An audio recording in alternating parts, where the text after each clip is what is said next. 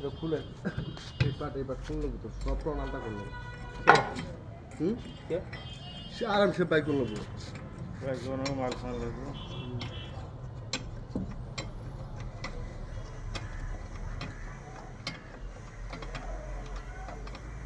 মাল কামাল বাড়া আরে মেম্বারই না হ্যাঁ গরবাবে 15,000 টাকা ওরা এদিনকে জাহাঙ্গীর ওনাকে বক্তব্য দিচ্ছে সরাসরি লাইভে দিচ্ছে তা আইনরা মেকারিগিরি করুন এইভাবেই তো মনে করেন ইয়া বেড়ে যাবো গা